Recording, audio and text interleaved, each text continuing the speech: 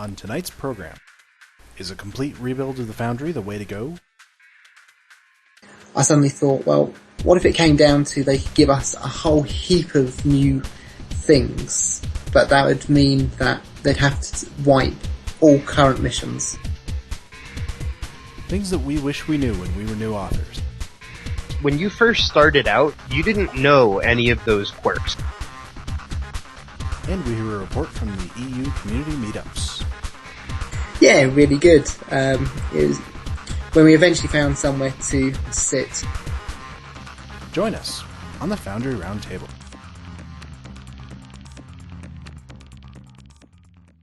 Hello and welcome to episode 22 of the Foundry Roundtable, the podcast exclusively dedicated to the Foundry for Star Trek Online. I'm your tame Foundry author, Drogon1701. Joining me tonight, newly returned from 2 weeks vacation hiking the Appalachian Trail, Markhawkman. Hey. And we have the man who makes a living suggesting terrible baby names to celebrities, Greendragoon. They just keep getting worse and worse. Northwest was one of yours, wasn't it? I can take credit for Southwest. Ah, I got you. And future presidential election loser, Hippiejohn. There is no way they would elect me. And our guest tonight is MidNite Shadow. Welcome. Hello. There's a few news items to report tonight. Reviewing was turned back on Tuesday evening. Cryptic Frost assures us that bugs like preview load times, login issues, and the maps that are cut off, things like that are being worked on. He can't tell us when, since, in his words, the decisions of what bugs to fix and when are above his pay grade. So, the other bit of news is that the voting for the Foundry Challenge is back on. This, of course, is the Small Craft Challenge. I remember saying a long time back ago that I really wanted to play all the missions for this one. I've played 2, so I guess I need to get my butt in gear on that one. I don't know. Have any of you guys played any more of those than I have? I have played 2. No, I've only just been getting back into the Foundry, so I'm kind of getting back my rhythm. Well, it's tough when there's like a 4 or 5 week chunk missing in the middle of that review period. Yeah. Especially when missions were broke during half of that. So. Mm-hmm. But I don't know. One thing I was going to say tonight is that I sort of feel like, and I don't know how you guys feel about this, but I'm sort of inclined to give Frost and Cryptic the benefit of the doubt on these bug fixes. I mean, we saw that during the downtime that they really did get the bug fixes through that they said they were working on. I mean, it didn't happen instantly, to be sure. And, I mean, the reason for that could be any number of things, but, I mean, some of the majority of the team of bug fixers that they've got were working on Legacy of Romulus bugs. Mm-hmm. And, I mean, these ones with the Foundry may have been very, very difficult to track down. I've said it before, the Foundry is a complicated thing. There's no way it couldn't be. And I'm increasingly convinced that there are shared elements between STO and Neverwinter. I got to digging around a little on the Neverwinter forums, and they've been experiencing some of the things we have been too. Such as? Such as long loading times or things taking a long time to publish. I imagine it's a similar bunch of code. It could be. Well, in any case, I mean, there's not much other we can do than, keep up with the bug reports and keep checking the patch notes. And I do want to say, Cryptic Frost, if you're listening to this, we appreciate you coming in and giving us answers, even when the answer is, I don't know. Just you keeping that line of communication open is very important to us. Yeah, go ahead. I was going to say, that's the thing I can't say enough is even when we hear, I don't know, or there's no more information, just hearing the devs or even just the QA guy, communicate with us is really important, and it makes us feel better. If nothing else, it just makes us feel better. So. Well, yeah, Cryptic Frost, we're designing you a t-shirt. Yeah, it's going to have the words "Stay Frosty" on it. It's going to rock. You have to say it in the Michael Biehn voice from Aliens. Stay frosty. That was a terrible Michael Biehn. It absolutely was. I'm not an impressionist by any means. He's inimitable. Well, let's move it along to what we've been working on. I can start us off because I've been doing a little scripting for a future mission, which I can't quite talk about yet. We'll be talking about it a lot, though, in future episodes, though. What I have been doing is doing some building. I decided to change maps on that one where I was going to build a Federation interior inside of a Cardassian interior and spawn it at the appropriate moment. I think I'm going to use one that has some wider hallways. I think it's one of the generic Cardassian interiors, but it should suit my purposes. Nice. And I've been just, slowly getting all of that dialogue that I wrote during the downtime into this mission. Somebody in the forum thread for the last podcast suggested that I change the name to Total Recall, play on the Total Recall movie, which I'm definitely going to keep that forum, or I'm going to keep that mission title in mind for a future episode, because as I've said before, this is sort of intended to introduce the character of Major Recall, and then I'm going to use her as a villain in a bunch of Romulan missions. I know it's not the name of a song, but I'm sure you can make it work. Yes. They don't have to all be the names of songs. I just find that's the easy and lazy way to do it. Naming things is hard. It is. It absolutely is. Which I'll talk more about that later. Well, Greendragoon, what have you been working on? Well, I have been trying to put some time into part 2, which unfortunately hasn't been the easiest thing ever, as things are really slow. It's not just publishing, it's everything just takes 50 to 100% longer. So when you go to click something, you'll see this 1 second delay when it finally responds. It's like everything's just running slower. That kind of slows me down. I've been trying to get out of the Foundry actually and get writing dialogue in Word, kind of take a step up to actually getting my text somewhere that I can proof it as I'm actually writing it. I've also been, strangely enough, I've been kind of reworking the shuttle bay map I've got. And one of the things I wanted to do is I finally kind of figured out why I was having such a hard time with that. And I realized I was just trying to convey too much through exposition. I was trying to set up a scene through bridge officers talking about it and realizing that I was just going about it all wrong. And so I've been kind of rearranging it to, so instead of your bridge officers talking so much, I am actually having you access the console, get the information, instead of trying to have them explain to you what's going on. And I'm thinking, it's kind of like what I did with the log on the Persephone, where instead of your bridge officers describing what's going on, just show you the log, and it's a list of sequence of events. So I'm kind of doing something like that, where you can go through and search through all of these different shuttles to find one that's not damaged and eventually supposed to sail on this runabout. But I thought, that makes it a little bit more engaging. It kind of cuts down on all of the extra exposition while still conveying the point. The funny thing, though, is I needed to start coming up with names for all of these shuttlecraft that are in the shuttle bay. Because, in the next generation and whatnot, all the shuttles had names. So it was like shuttlecraft Elbez or shuttlecraft Galileo. So I was thinking about, as kind of a homage, since I haven't done anything for you guys, I was going to name it after shuttle after each of you guys. That's pretty cool. How do you turn hippie into a shuttle? At the moment, it is not called. It actually is called Shuttle Hippie, or Shuttlecraft Hippie. But well, hey, since my last name is the name of a famous Civil War general, name it the Sherman, and we'll be all good. That's actually what I was thinking about doing. Because I was looking at a lot of the shuttles are named after people. That's a good one. I named a few, because I like to name, whenever I put a Federation ship mob in, I like to name all of the ships, even though I know most of them won't spawn. And sometimes when I get up into the ones that won't spawn until you have 5 people in there, I get some silly names in there. So in one mission, I decided to name them after all the Foundry authors I knew. And so one time we were running that mission on broadcast UGC, which of course is, you play through the missions and everybody reads out all the dialogue. And so in that mission playing it with me were a bunch of the authors that I had named the ships after. And so they started noticing their own names and they're like, hey, wait, that's me. So anyway, I thought it would be a nice touch. It is. I like it. Well, using my actual last name, people would probably think it was an alien starship and not a Federation ship. Saying your last name's not Hawkman?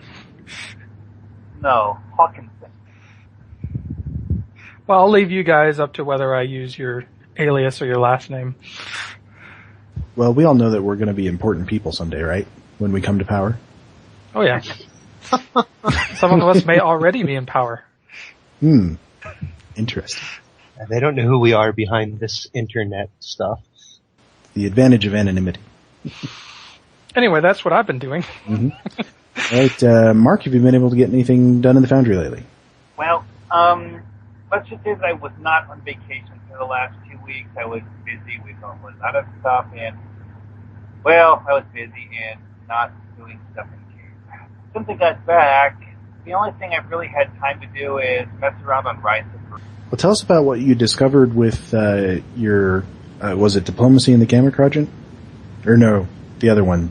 The Beta Ronigan. Yeah, tell us about what happened there. Yeah, the Argelius 2 interior is now a quarter of the width that it used to be, and my Starbase interior that I built in it doesn't fit, so I'm going to have to move it to a different map. By the way, how do you move all of the props in a... Literally, you select everything. Yeah. Yeah. You can or click and drag to select a box. Just select everything. Well, I can select them as a group. It's the whole, it's copying them that I'm having issues with. You have to deselect any NPC groups. I don't think those will copy, and those will prevent copy from working. Also, don't group copy anything that has default dialogue on it, or horrible things will happen. It will carry the default dialogue everywhere. It's very bad. Yeah, every object you have will suddenly have default dialogue, and it'll be a horrible mess. So yeah, that and groups have to be copied individually. But it is doable, which is a good thing, is it means you don't have to just completely rebuild the thing. Right. Yeah, it's going to take quite a while, even with that, simply because I use default dialogue on multiple objects. Oh no. And they're not all in the same spot. Oh, and this was the Tholian challenge, so that I could, have Tholians on board the ship, I have Tholian enemy mobs. Yeah, but now we've got a NPC contact. Yeah. It's true. I might fix that part, but one of them is actually semi-intentionally there for you to fight them, so... Well, I'm just saying it might be time to give it a brush up. I guess. Wow, reviewing has only been back for 1 day, and I already have a Foundry tip. That's awesome.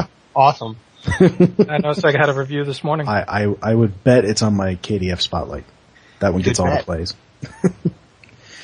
Well, Hippie, you mentioned that you hadn't been able to do much in the Foundry over the past week. Yeah, I've had a really interesting week in real life outside of playing games on the internet. I haven't even been online recently to play around with much of anything except to take the time to fly around that silly fly around course once in the last 2 days.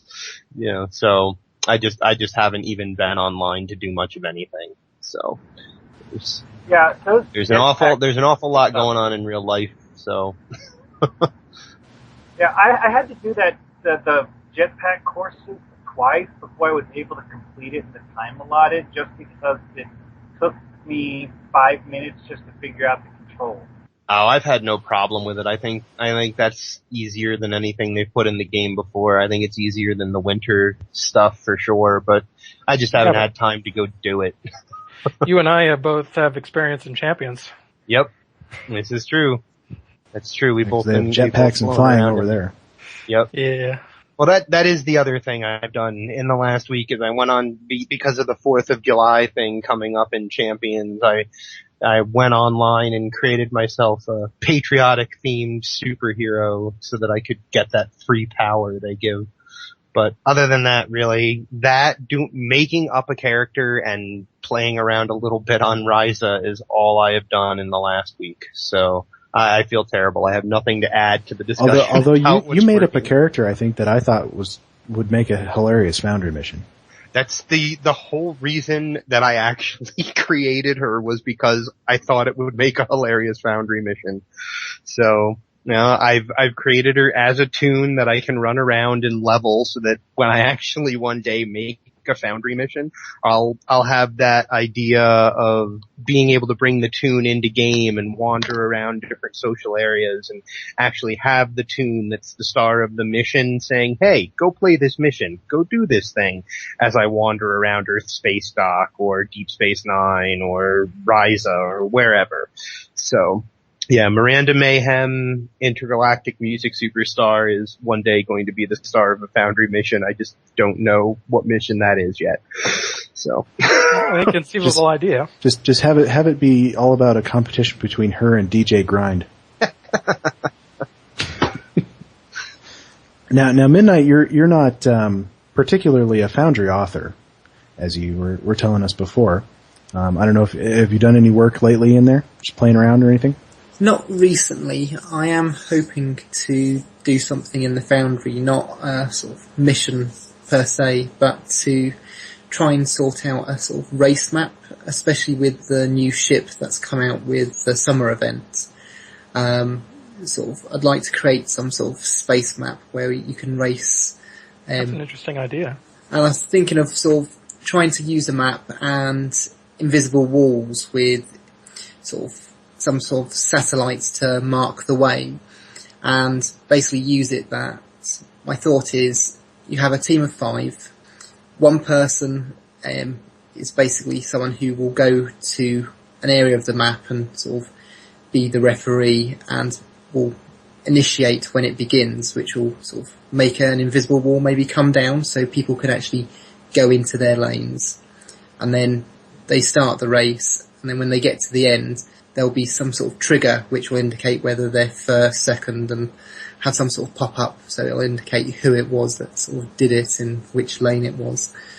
So I'm sort of thinking of maybe playing around with something like that, and it'd be a good way to use the new ships.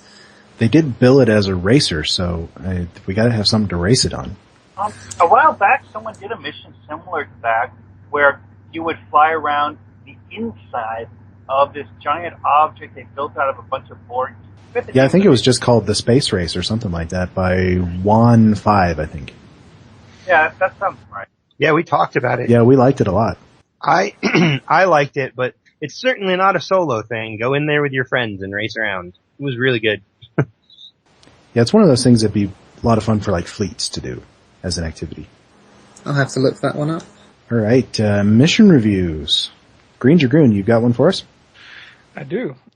So I played a mission called Trouble on Talos IV by macfelly, and I gotta admit, this was appeared to be macfelly's first mission, and I gotta admit that I went into this with a lot of high hopes. I mean, in fact, I'll read the description to you, and this was all that there was. An epic return to Talos IV. What will you find 140 years after Spock returned to Captain Pike? Play and find out. And that was all the description. So I went into this very excited, and I gotta say, I was a little disappointed. I mean, it was clear that the author was like, this was his first mission. He was still getting used to things, and I mean, this mission does not, it shows that effort definitely went into this, but the story really has very little to do, or very little specific to Talos IV. And let me explain what I mean. So basically, you start off by being sent to the Talos Star Group because you've lost communications with it. Apparently there is now a Federation presence in orbit of Talos IV. So you get there and you find everyone's there, and he basically says, we know we lost communications, we sent a ship to investigate, but it hasn't come back. So you go look for the ship, and this small little nebula is apparently in orbit of the planet. And you find Klingons. The Klingons have built a base there, and so you beam down to the base, kill a bunch of Klingons. You beam back up, kill some more Klingons. They escape down to the planet of Talos. You beam down to this research station that apparently the Federation has set up on Talos. Kill some more Klingons. They find that they've made it into these tunnels, so you go kill some more Klingons through 2 more maps, and then at the very end of all of that, you meet the Talosians and the mission ends. I gotta admit, I mean, I can't help but feel that for a mission that's going back to Talos 4 that he really did not take advantage of any of the lore that is unique to Talos. I mean, for instance, Talos was quarantined because the Talosians had this incredible ability to basically make you see anything, read your minds. I mean, you could literally not trust what you see if you're under the influence of the Talosians. And this made them incredibly powerful, and it's kind of what really made the Cage very interesting, because it was Captain Pike dealing with these Talosians when, I mean, how do you fight something that has that much control over you? And he doesn't do any of that. I mean, except for a little bit of the Talosians subduing the Klingons once they make it that far. The Talos has nothing to do with this mission. It's really just stop the Klingons.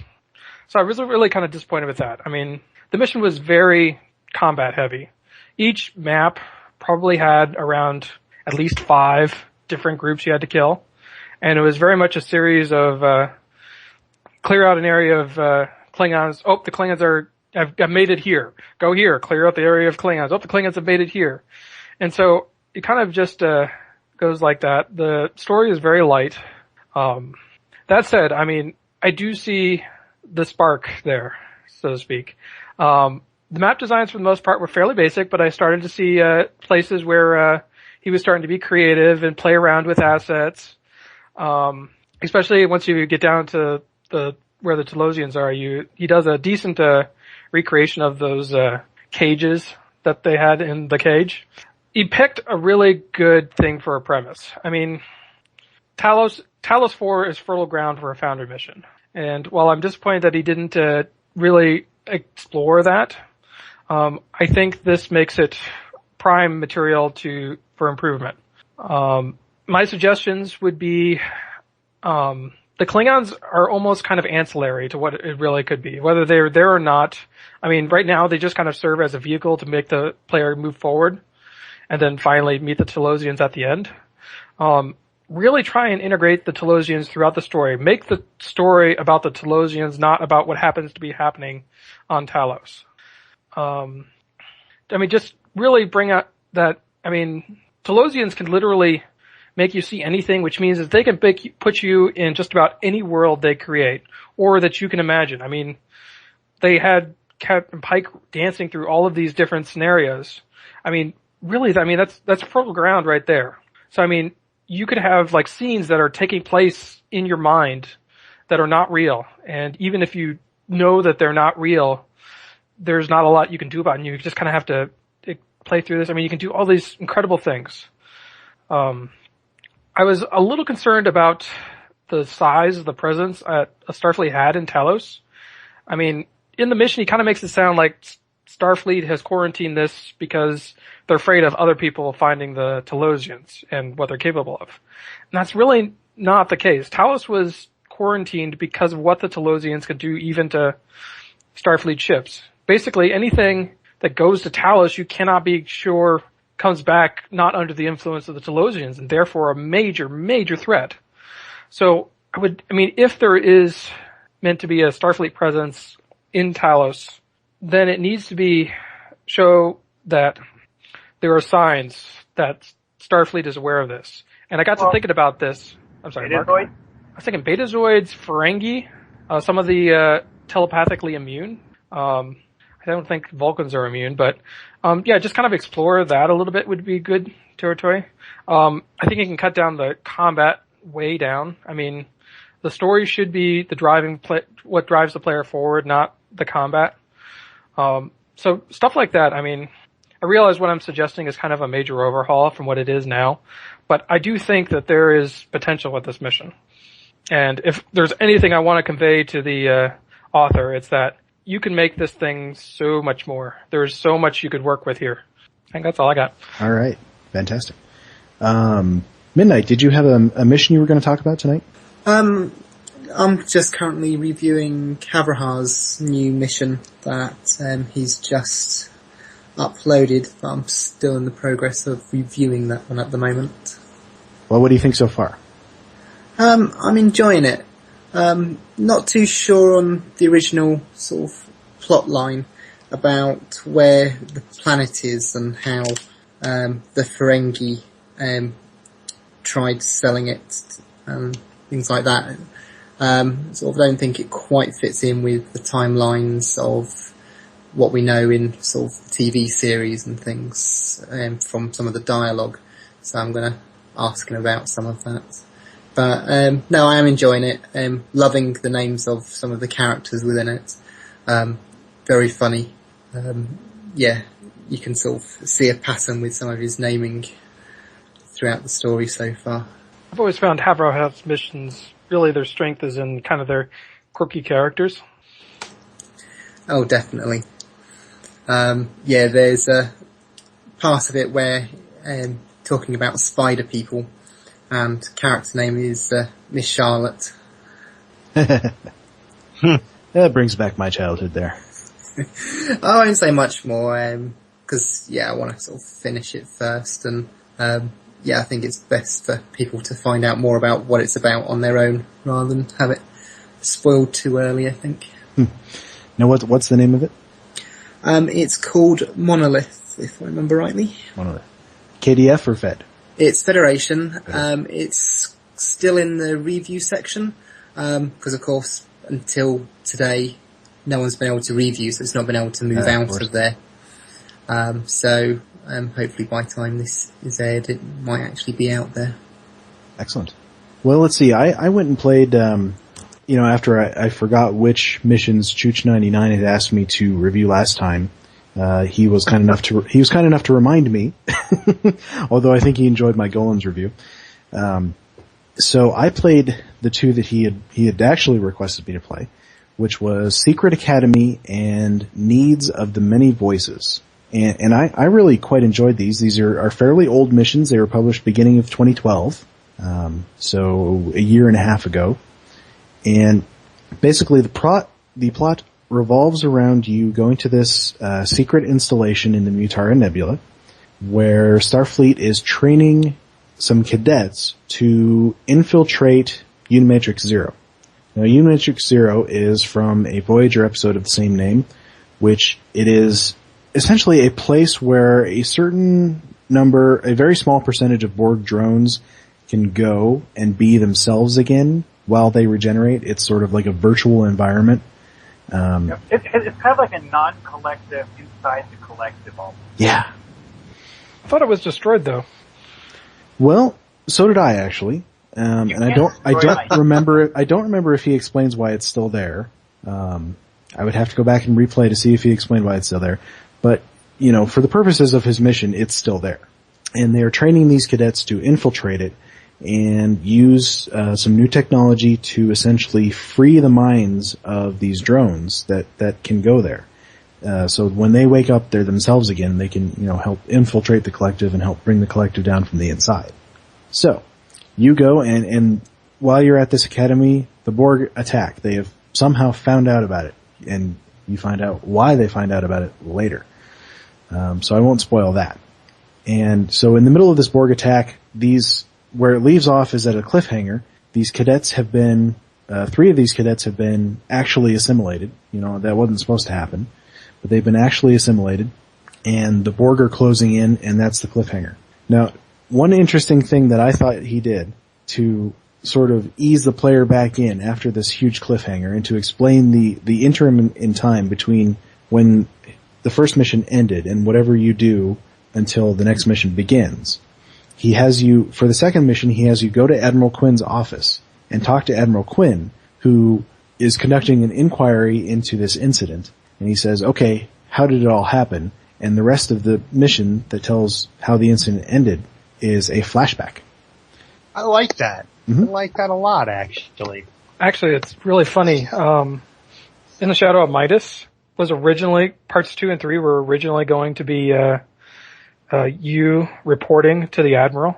So part 2 would be you go through the wormhole and immediately come out of it back into, the Midas Array, report to the Admiral, tell him everything that's happened, and then parts 2 and 3 were you finishing up the report to the Admiral. Oh, right on. Unfortunately, it became so incredibly, it was already a long mission and I had to cut it because it was too hard to follow. Mm. Mm-hmm. Well, these ones were not particularly long missions. And it's easier to sort of remember where you are if it isn't too long between when the Admiral first says, okay, tell me how this happened, and when, the end of the mission rolls around and says, okay, so that's how it happened. Mm-hmm. No, but it's definitely a clever plot device. Something I've always kind of I like it. I like it a lot. Something to explain why you are able to wander around the galaxy after this sort of cliffhanger where you're in this dire strait and it just, to be continued. You're not wandering. You're trapped in the Gamma Quadrant. I've still been trapped in the Gamma Quadrant ever since I played your mission, Greendragoon. Yeah, I haven't been able to play. Eventually. I haven't been able to play that tune. I'm just leaving him in the Gamma Quadrant. When will you free that tune for me? Yeah, right. I'm working on it. Foundry's a little slow. I'd like to get him to Ryza again. I really liked the second episode, the needs of the many voices, because since these cadets have been assimilated, after you fight off the Borg, your job is to go into Unimatrix Zero and free them. So, it's got some surrealistic things, it goes into their memories and you have to figure out how to free them. What's the right thing to say to get them to realize where they are. And he really fleshes out these 4 different cadets. He gives them huge backstories. They have all kinds of emotional baggage, sometimes with each other, sometimes from their childhoods. One of them is the sister of Rebecca Simmons, who of course is Manus of Borg, who got assimilated and became the boss in, was it Infected? Nice. Yeah. He even brings in Rebecca Simmons as sort of the villain of the piece. He goes through, when you first hear the player character goes, "But you're dead, I killed you." And she says, we all exist within the collective. It is a simple matter to clone a new body, which is always kind of how I thought of the Borg Queen. The Borg Queen is just, the body doesn't matter. It's just the consciousness of the collective. So, map design was really good. He used stock maps mostly to good effectiveness. He used the backdrop for the Mutara Nebula, which is really a beautiful backdrop and something I need to use because it's just got that perfect sort of swirl of colors. Obviously patterned off of the Mutara Nebula from Star Trek II. The other thing was when he did some custom work, it was mostly pretty good. There was one thing where he did there was a subplot with a Vulcan freighter, and carrying, the Katras of Vulcans, which were also being used to infiltrate the Unimatrix Zero. That part of the plot was a bit weak, I thought, and might not have strictly been necessary. But, it's there and it's integrated throughout, so I mean it'd be a little tough to extract it. But on this Vulcan ship, it's not a freighter, it's just a regular old ship. But he tried to make a bridge, and I think he kind of built it into a part of the map that made it very cramped. And it didn't feel very, very natural, very good, and you have a fight there, and the fight is a little bit cramped. So, I mean, it might be worth taking a look at that map in particular and seeing how you can, there's a reason why these cryptic bridges are so huge. It's because the game needs a lot of space. How the camera works, it needs a lot of space. So, I think isn't it mainly the space above the tune that the camera really needs? Space That's above part of it. and around. And around because you imagine he had a lot of objects and plants that would get in the way of the camera. It would be between the camera and the player. There's also just freedom to maneuver. Mm-hmm. The action was very good. It wasn't, overly crazy with combat, and there was almost always people around to help you. It's all Borg, of course, so if you play these, make sure you have your remodulator. Should go without saying, but I'm sure people forget it. Or if you're a Dehar master, just stab the stiff. I definitely have learned that melee is the way to go with Borg. So I got my Lurpa out and was bashing them. It was great. Don't use the laser melee weapons from the winter event. They have no shield penetration. Yeah, I think you're right. They're energy weapons. They're not melee. Still, my Kitty Officer has that nice new titanium rending bat'leth. That's a nice one. Until a month or so, or a few months ago, the plasma bat'leth would still kill the Borg, even though the Borg would pretend to adapt to it. But now the Borg have the ability to actually adapt to it. I think this was the same patch where they gave the Borg the ability to adapt to plasma fire. Well, I was using Alerpa anyway, so it worked. Yeah. Good. But these were really quite good missions. He had some inventive storylines. I mean, I would never have thought of using Unimatrix Zero in anything. Was definitely not something that I would have come up with. So give them a try. All right, moving on to discussion topics. Unless Mark, do you have a mission or anything? Did we No, lose not Mark? really. I didn't have anything particularly well thought out ahead of time. All right, well, we'll move on. Now, MidNite, we were going to cover this earlier, but I forgot about it. We'll do it now. You just went to one of the STO meetups over in Britain, didn't you? Yeah, a couple of weeks ago I went to London, met up with Brandon and one of my fleet mates. Awesome, how was it? Yeah, it was a good laugh. I think there was around 9 or 10 of us in the end. So it started off, I met with my fleet mates Chow and Brandon a little bit earlier, and we went to Forbidden Planet and did some shopping around there. So Brandon was good and didn't buy anything, but I think that was mainly because he knew he'd struggle to get everything back with him. I think he wanted to get stuff. Yeah. Watch him go at a Star Trek convention, though. So they've been doing a couple of different meetups, I think, in the next one in Germany. Yeah, I think this one's about coming up. Yeah, the weekend just gone, he was in Scotland. He met up with Mark, who he started Priority 1 with in Glasgow, and then a couple of days later he did the meet-up on Saturday in Edinburgh. So he did the tourist thing around there from his tweets. So he seemed to have enjoyed himself there. And this coming Saturday, will be Berlin, because he's heading to Berlin with the German community manager, I believe. So how was Brandon in person? Yeah, really good. It was, when we eventually found somewhere to sit, we went to go into one of the bars, but they wanted something like £5 each to get in, and it's just like, not even a club.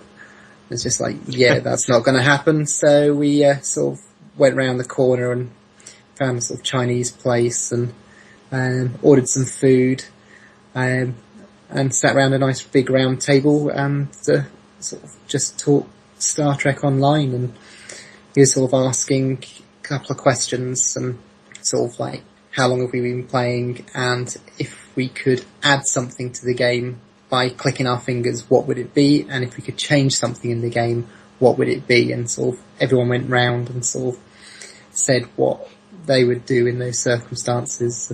And so what were your answers? Let's see. I think for adding something to the game would be fleet admin management tools. At the moment, there's not a lot you can do when you're wanting to have a look at, for example, contributions. It's all done by character. You can't group it by account, because with a lot of fleets, a lot of people have multiple characters in. So it's a little bit hard to see who it is who's been in and contributing as a whole, which sort of can make, sort of, when you're trying to see who's been doing what, very hard. And when it comes to things like the fleet bank, going through those logs can be, just an absolute nightmare, really. So it'd be good to have, even if it's just a way to export things as a CSV file, so we could at least open it up in Excel or some sort of open source spreadsheet application to sort of filter things and actually properly analyse the data, which you just really can't do at the moment. For changing something, I'm trying to think what I've said now. No, I can't actually remember. No. Complete brain fart. That's alright. Poor Foundry.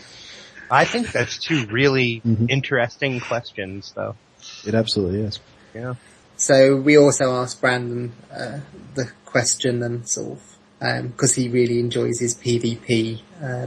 Sort of one of the things he'd like to see in game is a lot more sort of PvP game mechanics and that. Really? He was saying. So yeah, he didn't strike me as a PvPer. Doesn't seem competitive enough. Oh well, he's been given the label King of PvP. I think it was. Really? I can't remember who by or where. Yeah, I think he's actually a really good PvPer from everything I've ever read. So. Yeah. So I think as one of the rewards when the PvP boot camp came out, they'd said that there was a chance that you'd be selected to go up against Brandon and sort of see how you fared against him as one of the rewards. Nice. I know one of our buddies, Cerberus Films, was able to get to one of the Scotland meetup, and I know they filmed something for primetime UGC, so I can't wait to see what craziness that's going to be. Yeah. But I think these are pretty cool. I hope maybe he'll do it in America someday. I know, right? Make his tour of America. It's funny. I'm in a few days here. I'm going on a vacation to San Francisco, but I'm going to be like clear on the other side of the huge metro area from where Cryptic Studios is, so I'm not going to be able to get down there. Otherwise, I would totally just completely drop in unannounced with a big sign that says "Fix the Foundry" and. Well, I would go with a hidden sign, get in as far as the offices, and then bring out the sign. Mm-hmm. Nah, I probably wouldn't do that. I'd be nice. Wait till you get to Dan's office and then pull out the sign. Yes, wait till you get to Dan's office. No, I was trying to convince Brandon to lay over in Indianapolis. See, the thing is for me that as much as I want things fixed in the Foundry, I play the game too, and there are a lot of other things that need fixing as well, so I would have a sign that would be like, please fix, and then just a list. There's so many things that need fixing, especially as a KDF player. No, but I mean, sometimes it's easy to forget that things are getting better. I mean, oh yeah, they are. If you go like good in general. 2 years ago, I mean, how many things, it's funny, I was running around Risa recently, and I was noticing just kind of all the little, like the monkey and the birds flying around. I was thinking, that was on the engineering report for a very long time. It's like a new critter tech. It's like, that got in. Stuff gets in. So I mean, we kind of tend to forget that. Well, the thing is, they've now got a team which is more than double the size what they had, a year ago. So they've now got resources there. Now, since the previous update, they've been continuously working on Legacy of Romulus, where they've put a huge amount of effort in. And they've already said that the next season update is not going to be anywhere near as big as this expansion. So hopefully they're going to be putting more effort into putting some of this new tech into these other missions. And we've already seen what they've already done with the Klingon side, even though they've not been able to put as much effort into the Klingon side as the Romulan faction. Oh, and so, I just want to say for the record that STO's summer event is way better than Neverwinter's summer event. I have no idea what's going on in Neverwinter. I think it's double Astro Diamonds and a quest you do a few times to get a mask. Oh. Yeah, I've only got to level 5 on Neverwinter. Haven't played it for several weeks. It's quite hard to play without a mouse. I played their launch event and got and never logged back in after that. Since and it had been 2 weeks or more that since I had logged in before that. So obviously Neverwinter has just not caught my attention. So yeah, it's a fun alternative every once in a while, but not every game is not every game is going to capture your attention. Yeah, it's a very true thing. I mean, I got the Secret World and I have not been in since the first couple of times I played it.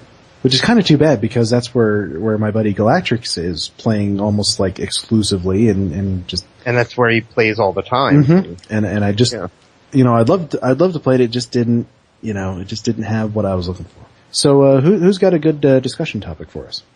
Crickets. Well, no, I was waiting to see if anyone else had one. The discussion topic that most occurs to me is something that we haven't done in a while, and that is, what are some of the things that you wish that you had known when you first started working in the Foundry, so that your first published mission could have been better? What are just some of the cool little tricks that you use when you're making a mission? How do you create that incredible effect that no one's ever seen before? Or what kind of things do you wish you had known at the start? I wish I'd been able to know all of it. There's just so much to it, and there's just no tutorials or information at all within the Foundry section. The only way people tend to know how to do things are through what community members have done through Starbase UGC and the YouTube videos people have posted, from what I can tell, and other forum posts. So I think it's a very hard application to use, so maybe some sort of proper help in there would be a great start. Yeah, it's definitely a lot of information that's kind of tribal, just because the Foundry has a series of quirks, and we tend to exploit those quirks to try and achieve what we want to. Or I guess get used to it to get around certain problems. Right. So I guess my discussion topic is, when you first started out, you didn't know any of those quirks. You didn't, unless you had talked to people before you tried making your first mission. So really, those quirks were all probably very new to you. And what did you wish when you were making your first mission? If you could pick one thing that you know now that you didn't know then, what would it be? I would say, because I'm big into building sky castles, as we like to call them, where, you build way up above a ground map. But the first time I ever tried a custom map, I didn't do that. And I wish I had. I built it on the ground. And now it's a problem because I had wanted to go back and create essentially what it was my Romulan Senate map, which I've shown you, Hippie. Yeah, I like it a lot. It was just that room with a couple of hallways attached to it, and some background elements that you could see out of the top rotunda. Now, what I wanted to do was build a city around that, so you go explore the city a little bit. This is supposed to be on the Romulan capital world of Raytor 3, and so I wanted to build this city, but unfortunately, I couldn't.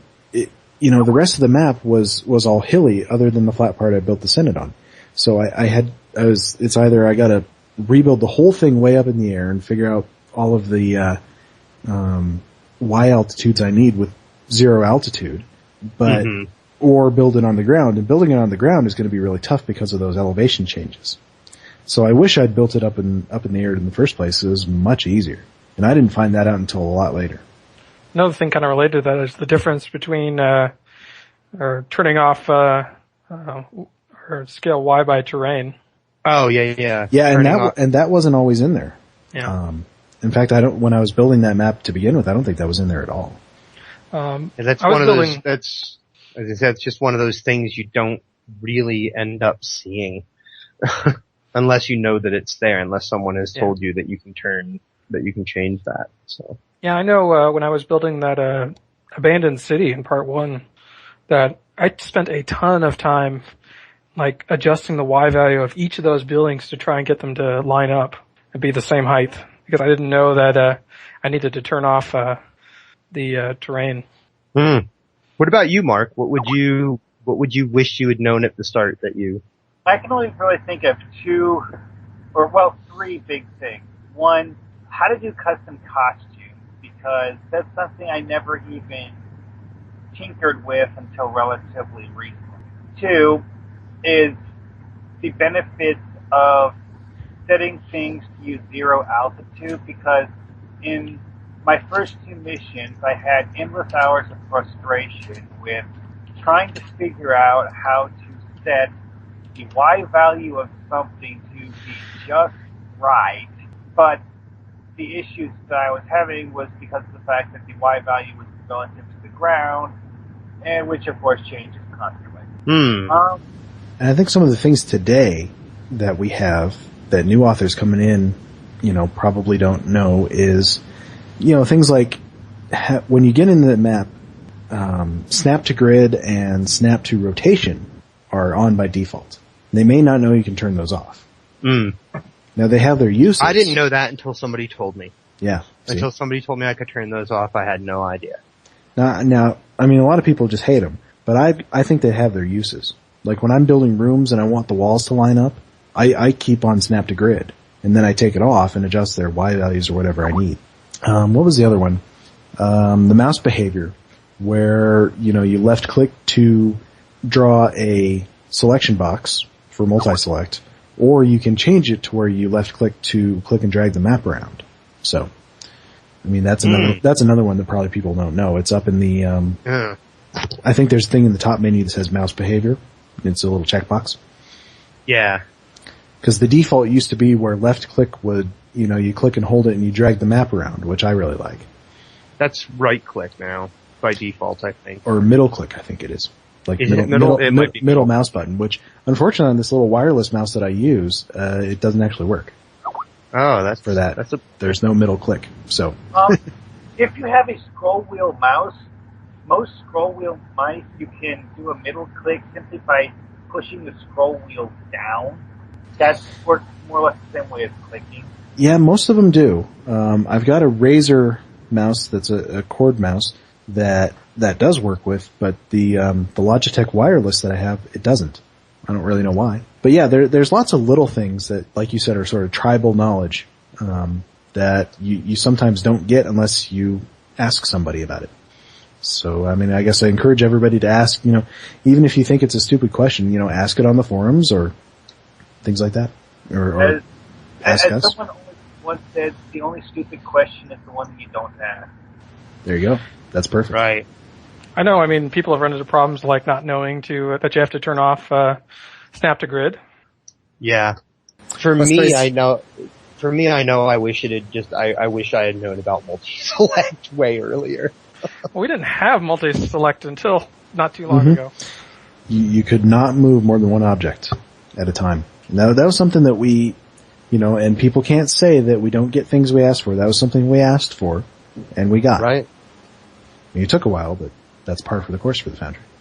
I mean, I know that it existed long before I started playing with the Foundry. And for me, I made tons of missions, played around with tons of things, and just never even knew that I could do that. It would have saved me so much time. That's the big one for me, is it just would have saved me time. Well, the MidNite, one of the reasons I asked you to come on the show, was because of a forum thread that you posted, was it last week? Yeah, the 27th, I think it was. Yeah. Tell us about that thread. I thought it was very interesting. Yeah, I don't know what made me think of it, but I was just sort of interested with all the talk of the new code branch being looked at by the STO developers to see what they can actually bring in to give us within Star Trek Online. I suddenly thought, well, what if it came down to they could give us a whole heap of new things, but that would mean that they'd have to wipe all current missions. Yeah, really. 3 cheers, I raise a glass to it. I think it's one of the most difficult, best ideas that I've ever heard. It's a brave question, that's for sure. No, I definitely enjoyed the discussion that came off of this one. So I asked the question, what would you prefer if it came down to these scenarios? One, if the devs could introduce a lot of new tools that would make creating Foundry missions very easy and quick, but doing so would wipe all missions that currently exist. Or would you prefer to only import some of the new tools and abilities, but it'd only make things just a little bit easier and quicker, and we'd still have an awful lot of problems trying to get things to work, but it'd mean that all the missions would exist as they are? Well, I didn't reply to the thread. I actually never saw it until you linked it here in our chat for the show. I'm all for option number 1 because I think that option number 2 is failing us. The idea of bringing in a little tech here and there, basically we need to, what we're faced with is a continually updating code branch for the main game, I assume, and that everything is needing to be specifically tailored, and every asset, as we've heard them say, has to be recreated and put into the Foundry. And honestly, even if it cost every mission that was out there, if they had a brand new code branch, if they could put the entire Foundry all together and bugs would be fixed, things would work, there might even be some new options, new tools, everything together. And what they really need to do that is to release an entire new branch of the Foundry that invalidates all of the missions that have been made on this old code. I'm okay with it. I'm really okay with it. And I'm surprised at my answer that I'm really okay with that. Because I would like to see that kind of improvement. To me, the trickling improvement that we've been getting, here, try this tool. We can give you pathing. We can give you the ability to make patrols. But it's going to screw up every other bit of pathing because we're trying to take this thing that was built on this more modern code branch and bring it back to a Foundry that was built way back when. And it doesn't seem to be working to me. And if what they need to do is just, explode it, get rid of it, and give us a new thing built on these new code branches with the new tools and the improvements that they have, as surprising as the answer is to me, I'd be okay with it. I think it's easier for you and I to say that because we still have relatively few missions. There are some people who are like facing a maxed out Foundry slots. So, it's going to hit everybody differently. True. Very true. And it would hit people, you're right, like us that have fewer missions, probably less harshly. But there's another thought to this is if they did this, it would take out all of our missions, but it would take all the grinders with it. I didn't want to say that. I didn't want to say that. Well, you didn't think people would figure out new ones. Neverwinter is not free of those. It's not even so much that it would just take the grinders with it. It would give everybody a clean slate, in my mind. And honestly, that'd be kind of nice. That's not to say, if I went back, that I couldn't do my first mission better. But I think there's a lot of people that would chafe. I'll tell you what, I come down on the other side of this is I would not like my missions to be wiped because of course I have put, who the hell knows how many hours at this point into them, over the past 3 years. So, I would favor option 2 because, I don't think I don't think we want everything out of Neverwinter. We can live with some of the smaller things coming over. There's a lot of it that just isn't relevant to us. And I think because I'm not of the opinion that the current Foundry we have is overall broken. Obviously there's some things wrong with it and some, we hope, temporary things wrong with it right now that were introduced in the last update. But overall as a tool, I think it works. And I think it works well. We've all been able to make fantastic missions with it so far. So I don't think it needs a massive overhaul. Is it perfect? No. Will it ever be? No. But, I would not like to lose all of the hard work that everybody's done.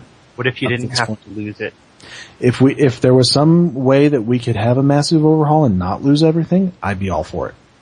That'd be just fine. So, if that's what Cryptic wants to do. I'm going to throw out a third possibility that is probably the more likely of it. Is what if they did a massive overhaul and everything didn't get deleted, but everything was probably going to break horribly, and we would have to go in there and try to. I'd be okay with that because you wouldn't lose a lot of the valuable stuff, like all of the dialogue. A lot of us.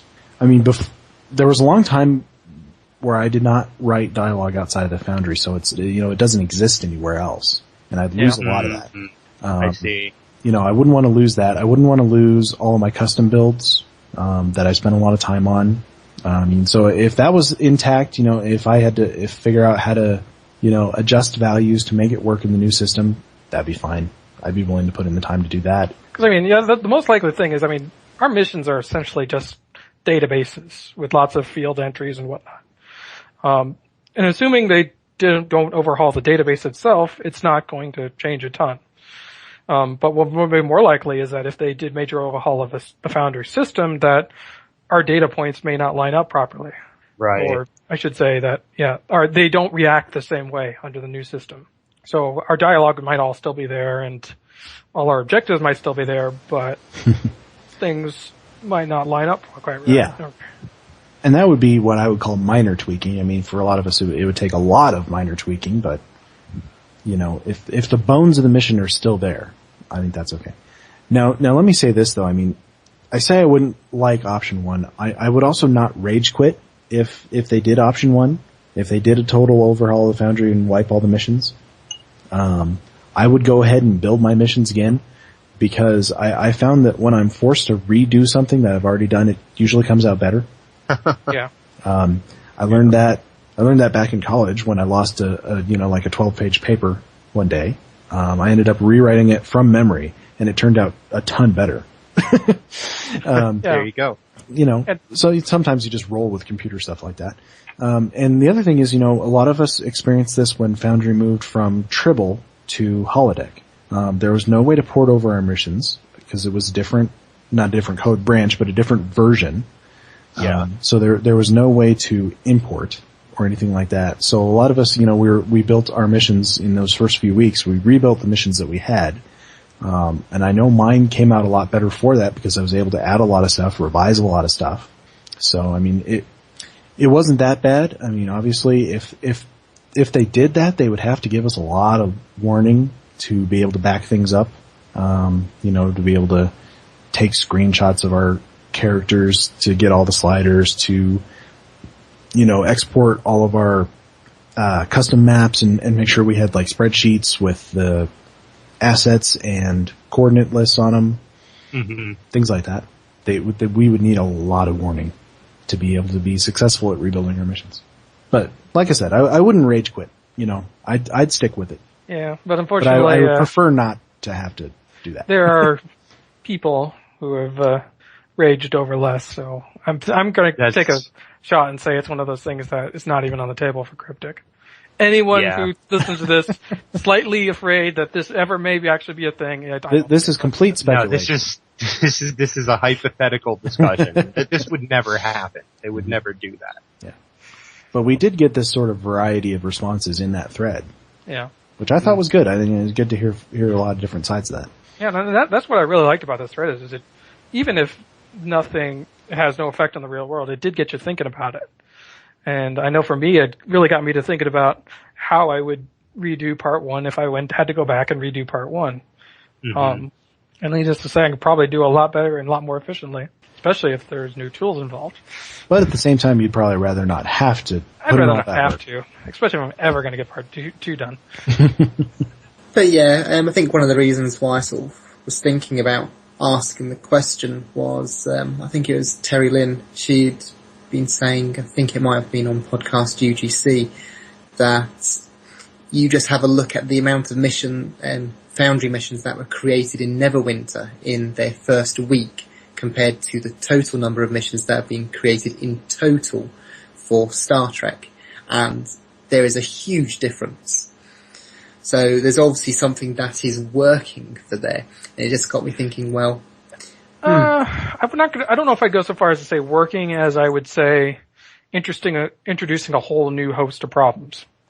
You think it's bad to try and get your mission noticed over here. Try it over there. There's just so much more competition.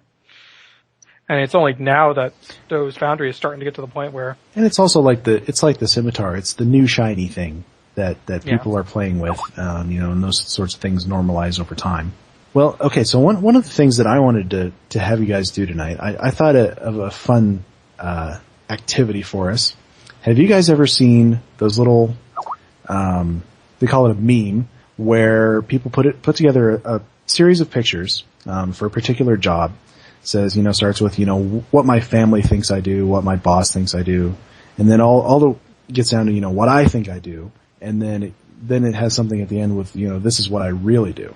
So I thought we should put together one of these for Foundry authors. It's gonna be fun. Mm-hmm.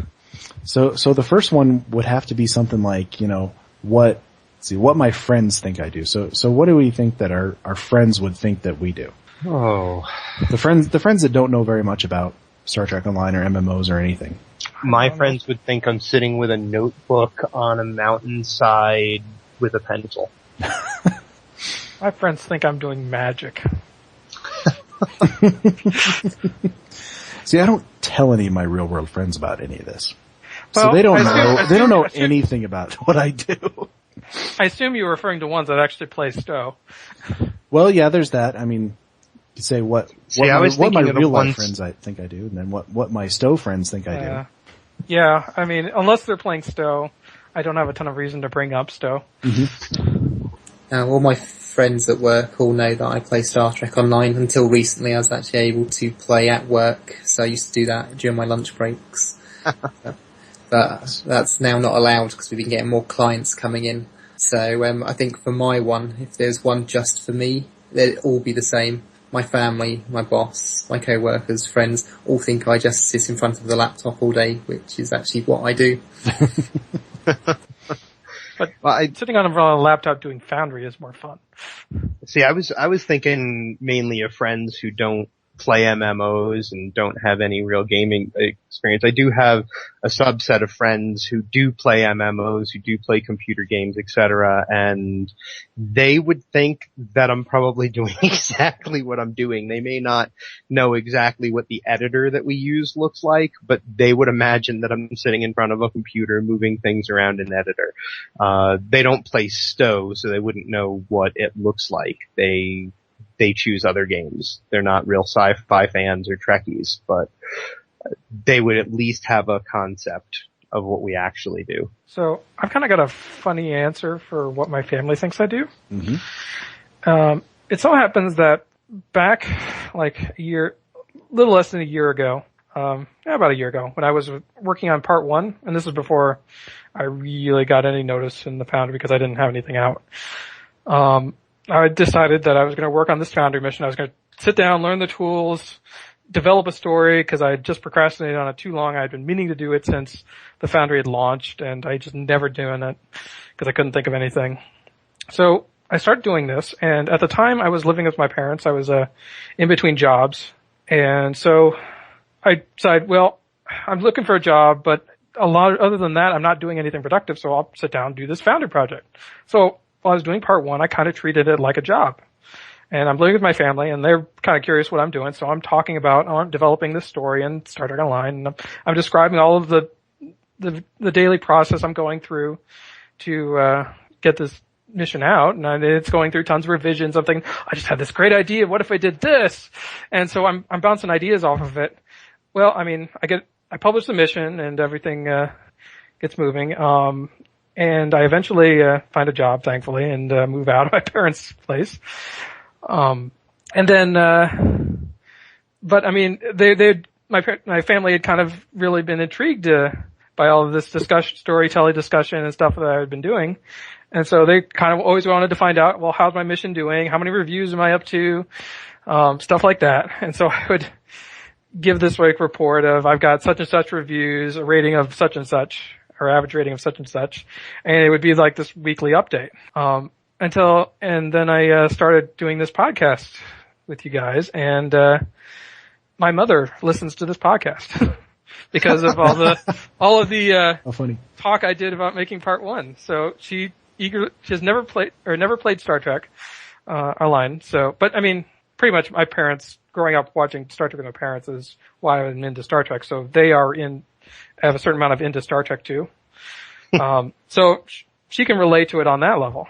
And so she watches the podcast because, hey, there's a podcast with her son on it. It's funny. She is actually as of last week, got so interested in all of the discussions that we were having about this game she had never played that she actually sat down and played through the tutorial of Star Trek Online. And we're talking about a person who has never played MMOs. You have the coolest mom ever. Really? Yeah, I got a couple of friends who think so too. And she will probably hear you say that. Well, it's funny because I was just the other day talking to my mom about this podcast. Because I told her, I told him a long time ago a little bit about, what we were doing with Star Trek Online and the Foundry and sort of the whole community of friends that have grown up with this, grown around this tool. And so I told him I was doing this podcast, and my mom, they're fairly tech savvy, but she still didn't quite understand how anybody does a podcast. So I have this vision of, what sort of picture would I put with this, what my mom thinks I do.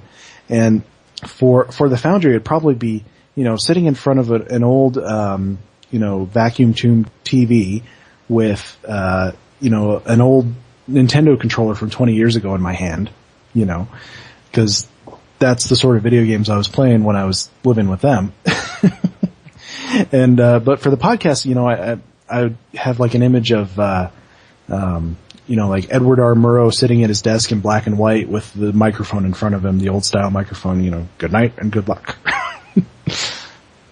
Well, I think, I know. Yeah. Go ahead. What do you think about, what your mom thinks you do? Oh, well, I guarantee you that, so when I was a teen, I forced my mother and father to take me to Star Trek convention after Star Trek convention in New York City. And when I was a teen, I was published, I guess, quote unquote, multiple times in a lot of the fanzines that were out at the time. So I had a lot of Star Trek fan fiction published, and they would assume that I would be doing, in order to be writing more Trek, they would assume that I was doing what I was doing back then every time I went to a con, which was finding the other people that were writing fiction stories about Trek and sitting down for hours and talking, rather than, and shooting, like throwing ideas off of each other, talking about characters, how they might interact, how they might work together. They would assume that I was talking to other authors, asking them to help me crystallize ideas and focus thoughts. That's, I guarantee you, what they would think I was doing. How funny, because that's exactly what you do. I know, amazing. Just in the virtual space, in the Starbase UGC chat room, or here with us on the podcast. Right. There's no sitting down in a hotel hallway somewhere that, barely fits the 12 or 13 of us that are sitting there talking. But that's exactly what they would think, is that I would be ignoring all of the other cool stuff around me and talking to a bunch of authors. So. Now I had a funny one for what I think I do, which is, a shot of, the director's chair on a big movie set. Cause I'm like, what I think I do in my head is I'm making an episode of Star Trek. I'm the director. I'm casting. I'm making sure the sets are built. I'm rehearsing with the dialogue and everything, I even call it that, like when I'm making costumes for the mission, when I'm creating NPCs, I'm casting it. And then I had a sort of, slightly mean-ish, one for what the rest of the forums think I do. Which is, an image of somebody with a marionette doll with cryptic written on it and us pulling the strings. Oh, see, I would have a picture of a darkened room with a table and a whole bunch of people wearing dark coats and hats that hide their faces sitting around a room that of course has to be smoky. Discussing, of course, the downfall. Yeah. I was thinking of Dr. Evil from Inspector Gadget. Dr. Evil. I'll get you next time, Gadget. Next time. And then, of course, what we really do, which is pretty much just slumped over a computer with the loading screen on it. See, there we go. Yes, that loading screen. A lot more like what Penny did in Inspector Gadget. Sit around and mess with that book computer thing. Oh, we're not messing. We're just staring at the loading screen. Yep. We just continue to stare. The loading screen. At least currently. For many minutes at a time. You know, obviously we hope that gets fixed and we don't have to use that image anymore, but currently that's what it is. Cryptic, if you ever doubt our dedication to the Foundry, we will stare at that loading screen for 5 minutes and continue to do it. See, I can't stay. I can't stare at it. I realize that it's going to be there for a while, and then I go make a snack or find that's why, else. like, whenever I'm building the Foundry, I either have, I gotta have, like, music going or something on the TV, we're watching a movie or something. For a long time, I was listening to old episodes of Broadcast UGC. Well, and I think a lot of people are actually listening to this podcast as they build in the Foundry, which I've heard some. Was kind of one of the things that I was shooting for. Is like, something to listen to while you're in the Foundry. Well, who else has a discussion topic for us? How much time do we have left? Oh, we got plenty. Okay, well then I will do the long discussion topic then. That's awesome. How much time do we have? This ought to be good. So, this is something we've touched on before. We've kind of touched on the difficulties with the captain and bridge officer dialogue, and specifically the fact that we kind of need to keep a certain deadpan approach to doing bridge officer dialogue, because we don't know who they are.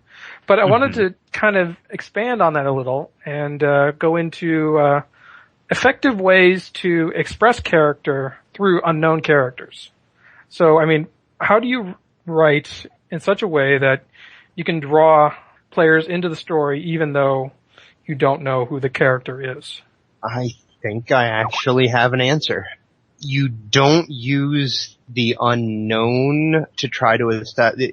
Use the unknown characters to ask questions or pose issues for the main character, for the player that's going through it, that help reveal their own character to themselves. Like, what do I choose in this circumstance helps me decide who I am as a person. So using the unknown bridge officers how are we going to deal with this situation, Captain? Present the options from those bridge officers and let those options help the player expand his own character rather than trying to expand the unknown bridge officers. So almost kind of like leave a space for the player to fill in their own emotions. Yes. So, I mean, I was kind of thinking about this, and I was thinking one way you can do it is to build bonds through a shared experience.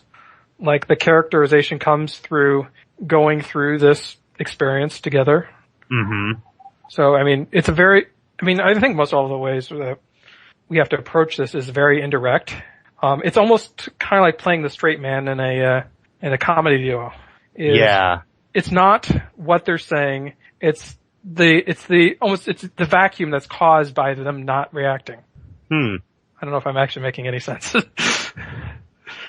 I think I get what you're saying, because having a character that doesn't have a strong reaction to something that others might have a strong reaction to identifies a little about that character, whether you want it to or not.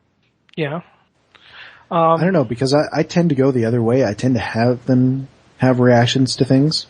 Even though I know that, so-and-so is going to have a Vulcan in that position and they're not going to be happy that, that had a strong reaction. But, to me, it just, I feel like I need to write what feels right for the scene. And if I feel like in that situation, Commander Riker would, his eyes would go wide and he'd say, "What the hell?" Then I feel like the bridge officer needs to do that. Or, if it's something that's going to be really extreme, I have, a secondary character that I created do that. Yeah. I know something I tend to do, and I don't know for sure that this is the right thing to do, is I will favor professions, because it is one of the few unknowns. Mm-hmm. So, for instance, in my cases, usually the tactical officer will be a little bit more towards the aggressive side. Just subtly, just enough that, or more abrasive, I think would be a better word. Less concerned about hurting anyone's feelings, less diplomatic, without trying to assign too much emotion to it. The engineer is the techie, so it's usually my first choice for any technobabble or any that really deep exposition. And then there's the science officer, who is obviously going to be someone somewhat intelligent. If they're a science officer, it kind of implies it. But at the same time, I also tend to assign more compassionate approaches, which I'll usually feed between the tactical officer and the science officer. Okay. I don't know how universally well that works. I mean, the character could have a very aggressive science officer and a very soft-spoken tactical officer. Now here's a question for you guys. Okay, I was in the middle of writing this scene today where you're interrogating a prisoner and you're not getting much out of him. And he's really frustrating. He's just throwing everything back in your face. And my thought was, what seems right in the scene is for your ground tactical officer to, sort of whisper to you, sort of crack his knuckles and whisper to you, just give me 5 minutes with him, Captain. And that would give the captain either the opportunity to rebuke him and say, no, we're in the Federation, we do not condone torture, not ever. Or, say, or, think about it and decide not to do it, or tell him to do it. And, I don't know, would you feel right if I had your tactical officer say that? I think in most cases you would probably be fine. Although, I would say it's kind of moving into that gray area because, for instance, if you got Tuvok for a science or tactical officer. Yeah, don't think he would say that. He wouldn't say that. And so there's always a risk the more emotion you throw into it. And it's this really weird balancing act and the tipping point is not marked. And it's different for everybody. Yeah. I think probably the alternative in that one would be to use a secondary character like a security officer in the room or something like that. What really kind of got this subject on my mind was actually your review last week, Hippie, of where the one that had the inserted first officer. Right. And it's kind of one of those things that I kind of figured that I was kind of guessing because I haven't played the mission, that they inserted this character because they were trying to get around the fact that they couldn't put any emotion into the bridge officers without risking. So they gave you a new one. Yeah, like I said, that's why I liked it, is because it meant that those reports got to have some personality to them. True. When they came in. So it's also a danger because you run into the problem of alienating the player because you are replacing characters that they have put emotion into. I don't know about everybody else, but I tend to put a lot of time and effort into trying to figure out who this character is. How can I make it different than the 207 other bridge officers I have on different characters? But that just be one of those damned if you do, damned if you don't scenarios. Yeah. So, but if you go one way, one person might not like it. If you go the other way, another person might not like it. And I think the best way to handle that one is to take or insert characters that don't necessarily replace but coexist with the bridge officers, especially if they can act as sounding boards to the bridge officers. Mm-hmm. So I wouldn't want to see every mission I play give me another officer on my ship. But I think it's a really good technique in the case of wanting to get some emotion into that dialogue. Even Cryptic does it at one point with the Doomsday Machine mission. They give you it's Van Zyl, I think her name is. They give you a character that comes on your ship, and it's a pretty Coven Keeve is a master example of that. And there's also that Klingon guy from the Doomsday. Now you can also insert some of these characters and sort of not have them necessarily be integral to anything. They can just be there to convey the emotion of a scene, and then you're done with them. There was one in my mission Sink the Bismarck where the idea is you get attacked by the ship, and you got a whole breach on the bridge. You got to go to your secondary bridge. There's a crew in place there. You tell them to keep your seats so that you don't have to waste any time with everybody switching out seats or anything like that. And they're the backup crew. They're a little bit less experienced. they freak out a little bit more, just to convey how bad things are going. And then you're done with them. You don't meet them again.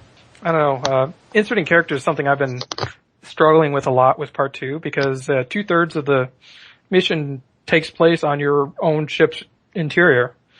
And so you meet a lot of characters who are part of your crew, but are people that I've made up. And so I've been figuring that you have to be very careful about how you get them in there because the player has no idea who they are. So you have to introduce them in such a way that the player is not put off by the fact that they don't know who they are, or you can come up with a believable reason why the player doesn't know who they are, but it not feel strange. It'd be tough, especially on the big ships, to know everybody. Yeah, and that's what I kind of figure. Especially people who've just transferred, or people who are way down the command chain. I thought about putting in a bit of dialogue that you have an option to say, I don't remember assigning you to my crew, and then one of your bridge officer pipes up, Sir, you signed the transporter last week. You did read it, right? That kind of reminds me of how, if you look at the crew stats on the Odyssey, it says that if the crew of the ship is literally 2,500 people. I mean, as a captain... That's bigger than a lot of the towns out where I live. Yeah. I was gonna say. All of those. I mean, not my town, but. But actually getting to know them, no. Yeah. Yeah, unless you're one of those people who has just a fantastic recall for names. I am not one of them. That's for sure. There, of course, is also the tried and true method of using branching dialogue to allow for the character to choose his personality. Mm-hmm. You can choose the, I remember you. You're that guy who played the trick on me once upon a time. Or, I remember you. We had a fling however many years ago at the academy. Yes. Kirkfat's missions. Actually, I was thinking of, and I can't remember the name of it now. One I reviewed a long time ago that gave you 2 possible options for the secondary character of your background with them. I remember you reviewing that one. Mm-hmm. I really liked it. That particular thing. It allowed me a little bit of choice, in who these people were that I was interacting with. It's tricky. It's something that, I've actually been kind of thinking back to, the old, Super Nintendo RPGs and action games, and the concept of the, silent protagonist, where the protagonist really had no character whatsoever, except for a couple of dialogue options that you chose, but at the same token managed to build all of this following and connection with all of these players because not of what the character was conveying, but how characters were reacting to them. It's the Gordon Freeman technique from Half-Life. I like that the way they do it in the Dragon Quest games because it's not so much that the character has no personality, but they write the story so that you mentally fill in the blanks with the way you feel that your character would react in the situation, exactly, rather than having the story write out everything for you. So I mean, it's this bizarre art to it, and it's something that I think you almost saw a lot more back before you had voiceovers and stuff. But I think at the same time, it's a technique that could be used very well in the Foundry. Yeah. They still do that with the games in the Dragon Quest series because the creator of the games, well, that's just the way he likes to do it. Yeah, but I mean, yeah. And there was an interesting thing with that, with the Dragon Age series by BioWare. The first one had that silent protagonist. I mean, you saw their face, but they never spoke in words. You chose the responses, but that was never voice acted or anything like that. And it was all in how people responded to what you said. But the second game, you took control of an entirely different character, who was fully voiced. You saw how they reacted to everything. And I can't really say that I prefer one over the other. I kind of I liked them both. So I mean, but I think there's even a the lot fact that you liked the silent one just as much, sure, says something. Yeah, because like I said, I mean, I grew up with games like Half-Life where everybody spoke to you, you never spoke, but they all right. Sort of sometimes they reacted as if you had, or as if you were asking questions, or they would just sort of speechify at you. I mean, it's a really weird effect because I mean, it just, like I said, it leaves this vacuum for the player to almost get sucked in with their own personality. Mm-hmm. It's as if you are that character rather than. And I think that's why it's such character. characters. I mean, go for example, Link from the Legend of Zelda. I mean, how popular is that character? Even though he has had no personality whatsoever. Any personality he has is assigned by the player. 20 years. Actually, the only dialogue Link has ever had that I know of was when he screams in pain when a boss stomps on him. Yeah, I mean, another one is Mario. I mean, Mario really has no character, except he's an incredibly popular one. Except in that movie, which shall not be mentioned. There was also a cartoon series. Yeah, that. I was going to say. But I don't think it's either of those that made really the character famous. No. So yeah, I mean, I'm just saying, I mean, there's experimentation to be had. And there's definitely an art to it. Absolutely. Well, anybody got another topic for us? Not this week. Like I said, there's been just way too much going on in the real world. So, actually, there was a forum thread that was just posted not too long ago before we started recording that I was going to ask you guys about. Let me go find it. Well, one idea I just came up with was how not to use canon characters. Ooh, I like that. How not to use them. How not to use them. Well, don't use them out of character. Yeah. Don't write them so crazily different from the shows that people will get like offended. Because there are a lot of people who are absolute purists out there that will just go crazy. Mm-hmm. Well, one thing I was thinking of though was not so much writing them out of character, but writing complex deviations from the way they're seen in the shows. Because, you know, a lot of the characters don't have much in the way of backstory.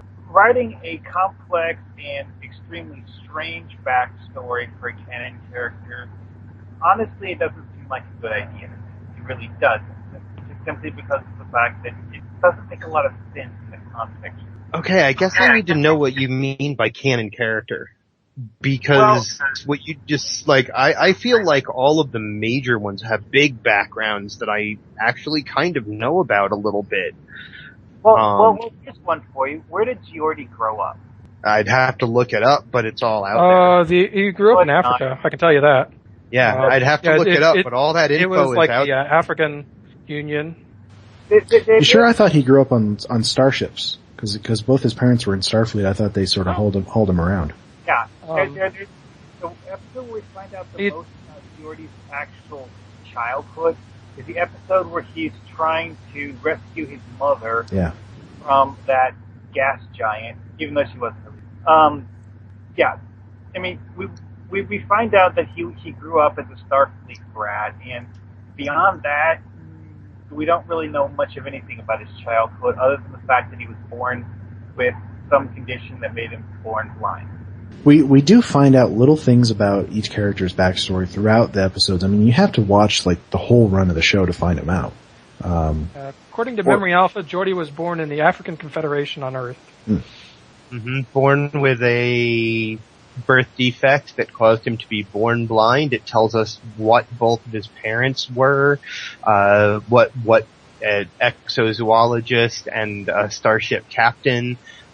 We know that one of the defining moments of his life was sometime at a point in his young life he was trapped alone inside of a burning building. It's bits and pieces, and then there's an awful lot of information about it, and this is just the Memory Alpha. You can go find the books and the episodes.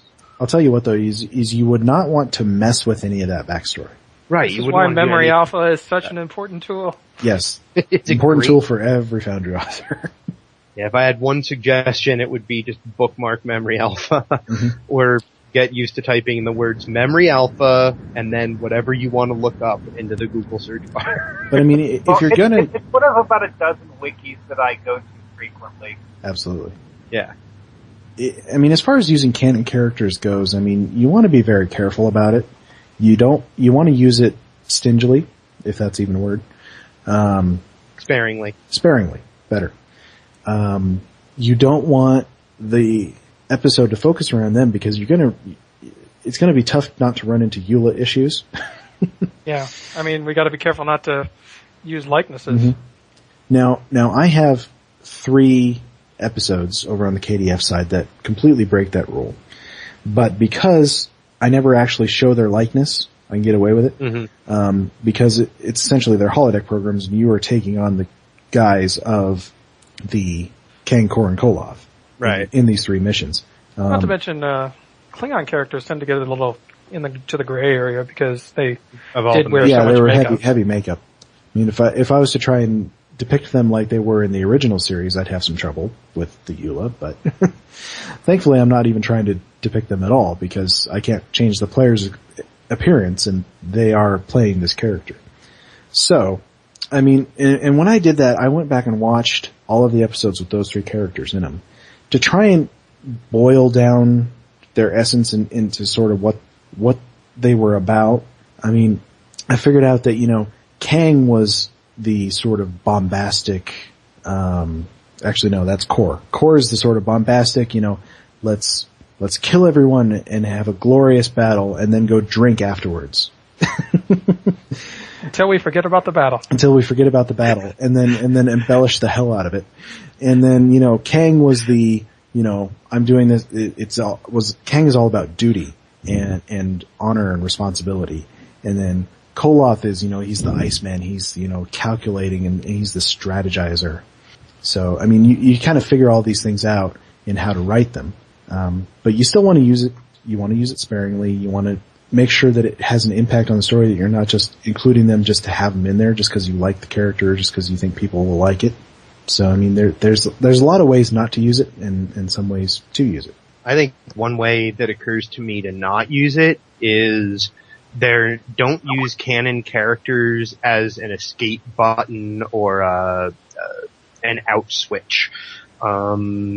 If you were to consider Captain Sean and the Enterprise F canon characters of Star Trek Online, I think they were used terribly at the end of the 2800.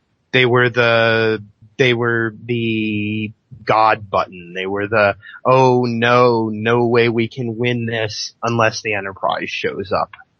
And it disempowers the character. It disempowers the player when you do something like that. And that's something that is hard to get past, is feeling disempowered. I don't know. It happens so sparingly. I think they were trying to invoke that moment in First Contact where he's Captain, there's another ship coming in.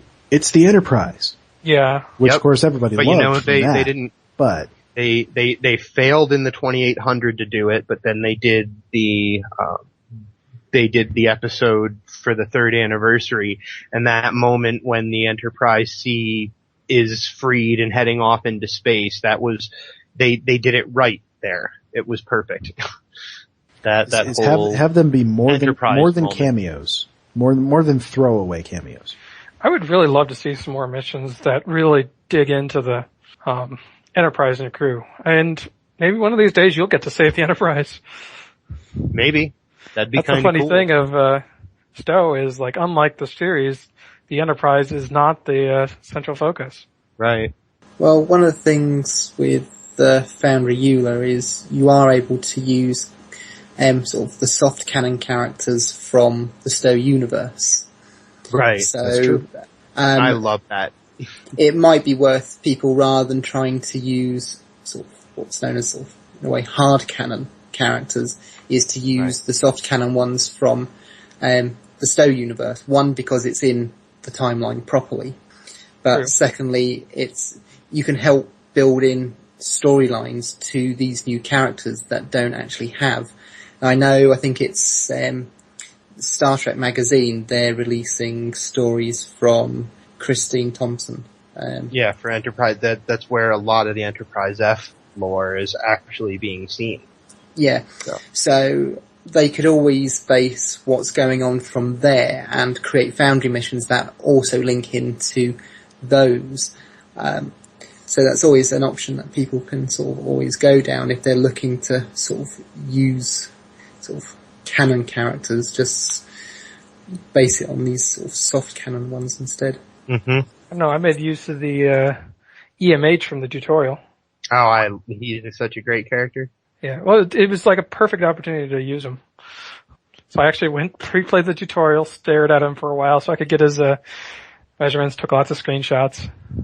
I can't make him fizzle, and I can't give him the kit he's wearing, but other than that, I mean, I think I got him pretty close. One of the things that I've done is sort of establish my own canon, my own recurring characters that I often use and try and create arcs for. Like I've got one guy who shows up as a brand new captain in one of my first missions, and I'm going to have him show up as, you know, a rear admiral in one of my later missions, you know, commanding a big cruiser. And then I've got his mirror counterpart who's a refugee living on a backwater world. So I've tried to create sort of my own canon. I don't know if anyone picks up on it. If they do, it's just a little extra fun thing for them. Like I've got one guy, he's the admiral, and the first one is giving your orders. He's forced to resign. He shows up as a civilian in a couple of other missions, in the background, or, you know, a little bit integrated into the plot. So I think that's part of the fun of it, is I have much more fun creating my own characters. I know Havraha uses Helena every chance he gets. I don't blame him. I actually a lot of us use helmets. Yeah. Oh, I'm guilty of it too. Mm-hmm. I'm sorry, she's a mascot at this point. A little bit, you know. He was successful in sort of parlaying that character into sort of a, you know, almost enough of a sensation that they made a doff out of her. So, yeah, which I think we should push him for a crazy Chalaski doff. See, I want a holographic Amanda Barkley. That's I'd be happy if they could give us that. Whose mission is that one from? That's your favorite author. That's XR77's. Oh yeah. Yeah, that he wrote. I don't know. I don't think I've played the ones with her in it, but the first one is a Will and a Barkley, and the second one is One Too Many, which was one of the entrants in. I think it might even have won the Foundry Challenge, where it was the one about holograms and such. You would really like that one. It's actually hilarious for people that are Foundry authors. I find those two missions quite enjoyable. She's such a great character. If I ever redid part 1, maybe I should stick her in the background of the Midas Array. There you go. Okay, so I found this thread I was looking for. It's from Blue Geek. He's suggesting that, you know, if we ever get the thing going that D-Stall has hinted at, where they might make Foundry involved with exploration missions. What he's saying is that one of the tools that we would need to help with this would be a creature creator to go along with the alien creator we have now. You know, ways to alter, you know, like the Targs, you know, change their ears, change their faces, you know, tentacle creatures. I mean, it's not something that exists anywhere in the game now. So it'd be a lot of work. That sounds really hard. I mean, like, recreating the character creator hard. Neverwinter has quite a variety of races on their NPCs, so I mean... Yeah, but you can't really add it much outside of what's... Yeah, not like animals, I think. In fact, I would say Champion's character creator is slightly more powerful in that... robust. Yeah, they can at least do, like, don't have to do flat-footed characters. They can have that bestial leg type. So, I mean, it'd be a lot of work, but I think if we got it, it'd be great. Sure. That'd be awesome, but I think I think it is. There's a lot of those things that are probably that would be awesome, Colin. That may not be practical. Yeah. I mean, if I had, you know, if it was, you know, like a zero-sum thing where they could only spend their energy in one place on one different option of something to make for the Foundry, I would not choose that. Yeah. Right. I think it would be a ton of work. I mean, especially trying to incorporate any kind of interchangeability. I mean, and incorporating anything that doesn't already exist in the game is going to be much more work than something that does exist. I like the idea of making custom creatures, though, just simply because the fact is, I mean, how many different times can you see targets on a map without it getting kind of full? Well, I put Targs on the map, and everybody was like, "Oh, Targs, why'd you do that? God." I'm going to say I would bet you it would be easier to make a freeform ship constructor than it would a custom I would bet, yeah. creature Possibly. creator. Yeah. Well, a custom creature creator could let you, like change the ears on the tar, change the color of the fur, stuff like that.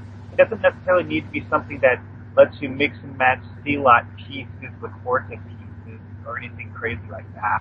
Now, It's options though that they would still need to build. we could certainly use some more of the creatures that they do have in the Foundry. Like we could use some Hordas, we could use some the worms that pop up, the scorpions. We need all that. Yeah. More variety is better. That's a reasonable request. Yeah. Well, we're just about out of time, so we will say good night. Good night. Bye. Good night.